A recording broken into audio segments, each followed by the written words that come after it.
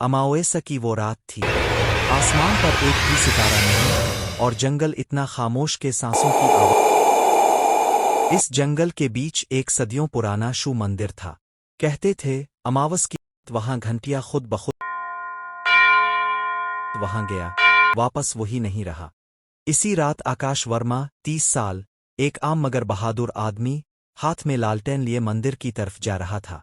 रास्ते में एक पुराना टूटा हुआ पाल आता था जिसके नीचे काला पानी बह रहा था।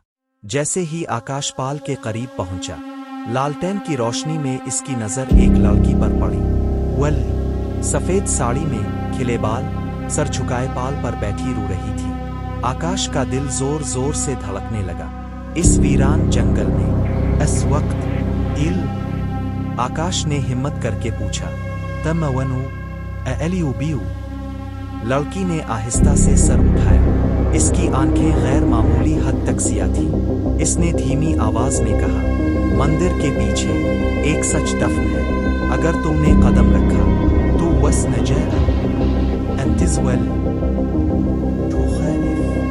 जब आकाश ने दोबारा जलाई लेकिन पाल पर गीले कदमों के निशान सीधे मंदिर की तरफ जा रहे थे। डर के बावजूद आकाश उन कदमों के पीछे चल पड़ा।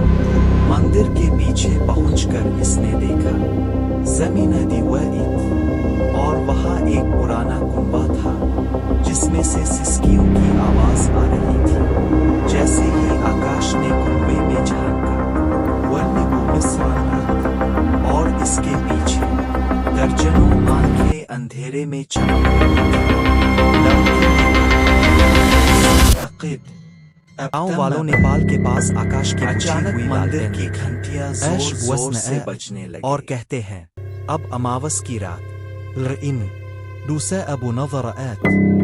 अगर आपको ये कहानी पसंद आई हो तो चैनल को जरूर सब्सक्राइब करें, क्योंकि ऐसी मजीद दिलचस्प और मजेदार कहानियां आपको यहीं मिलेंगी। लाइक करें, शेयर करें